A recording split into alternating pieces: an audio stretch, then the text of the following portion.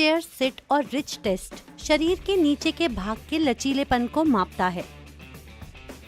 Subject कुर्सी के किनारे पर बैठता है, यानी सुरक्षा के लिए दीवार के सामने बैठता है।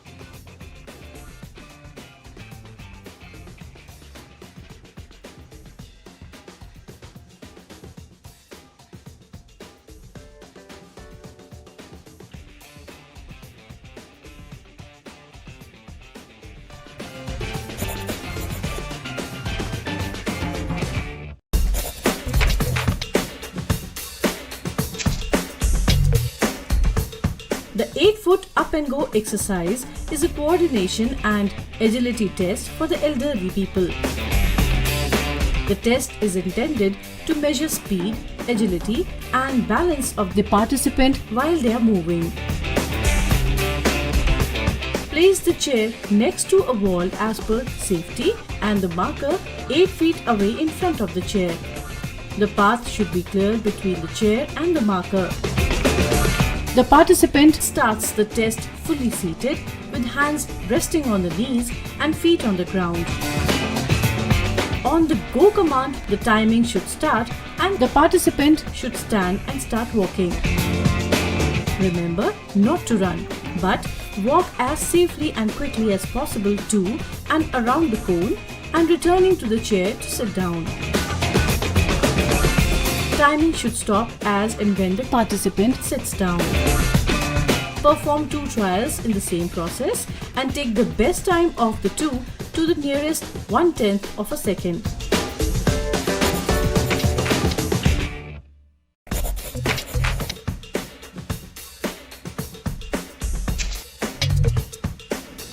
Chair stand test assesses leg strength and muscular endurance of the candidate. You will require a straight back or folding chair without armrests with its seat 17 inches or 44 cm high and a stopwatch. Place the chair against a wall or otherwise stabilize it to assure safety. Participant must sit in the middle of the seat with his or her feet apart and flat on the floor. Arms should be crossed at the wrists and held close to the chest. From the given sitting position, participant should stand completely up and then completely sit down. This should be repeated for 30 seconds. Count the total number of complete chair stands, considering one standing up and sitting back down equal to 1 set or cycle. If participant has completed a full stand from the sitting position, when the time has elapsed, the final stand should be counted in the total.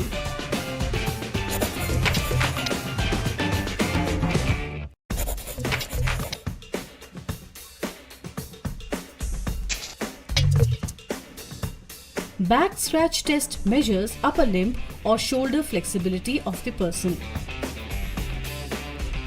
To perform, the person stands and places the preferred hand over the same shoulder with the palm facing down, fingers extended, reaching down the middle of the back as below as possible.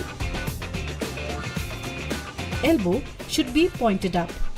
The instructor should then place the other arm with the palm facing up around the back of the waist, reaching the middle of the back as far as possible so as to touch or overlap the extended middle fingers of both the hands. Measure the distance between the tips of the middle fingers or the distance of overlap to the nearest half a centimeter. Give minus if the middle finger doesn't touch, 0 if they barely touch, and plus if they overlap. The participant should be asked to do 2 test trials, and the best result should be recorded to the nearest half centimeter.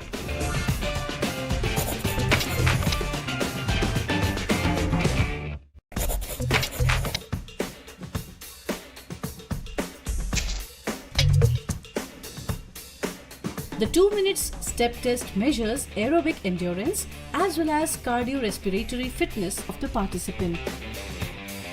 To begin this test, participant has to step in place as much time as possible in 2 minutes. The minimum stepping or knee height should be midpoint between hip bone and kneecap. On the go signal, the participant has to start stepping and not run or jump. Ensure that correct knee height position is achieved by the participant for each step. If the participant is not able to do so, he or she should be asked to slow down until he or she regains the correct form. Scoring should be done on the basis of total number of full steps done in correct form completely in 2 minutes.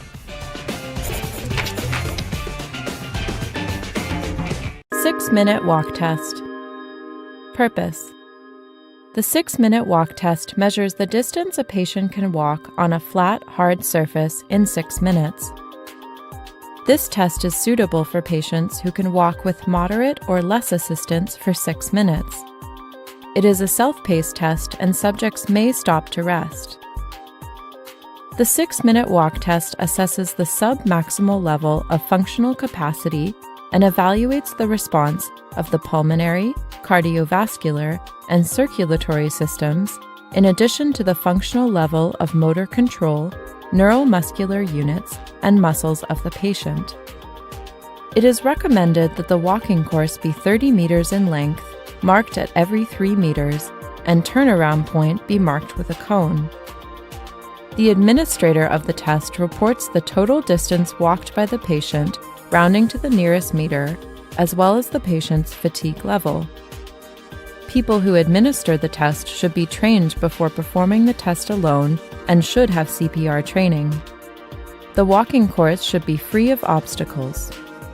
Walking devices can be used, but should remain consistent when the test is performed again. Before the beginning of the test, the patient should be advised to cover as much ground as possible over 6 minutes, to walk in a continuous manner if possible, and that the goal is to feel that no more ground could have been covered at the end of the 6 minutes. Equipment required.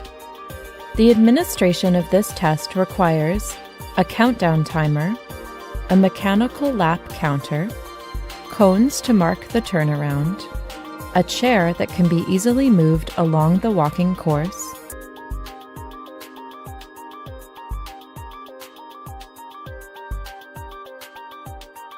interpretation. A change of 45.8 meters is required to detect change beyond measurement error.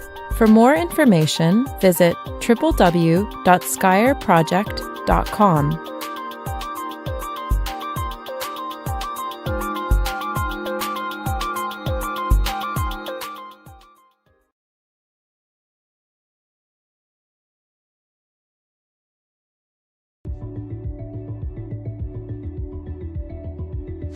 The biceps arm curl test measures upper body strength and endurance. Adequate upper body strength ensures that you can perform daily activities like picking up a heavy box or carrying groceries with efficiency. Now, to perform this test, all you'll need is a timer, a sturdy chair, as well as one handheld weight, 5 pounds for women or 8 pounds for men. If you share your household with someone, feel free to ask them to join in by helping you keep time. Now, the goal of this test is to perform as many biceps curls as possible with great form in a 30-second time period. To begin the test, we'll start seated in the chair with great posture. Firmly plant both feet and lengthen your spine. Hold your handheld weight with your dominant arm and hand with the thumb up and the arm straight. When the timer begins, begin to perform curls by bending the elbow and straightening the arm. Now, it's important that you breathe evenly and continuously throughout the test. Count each repetition as a full cycle of elbow flexion and elbow extension.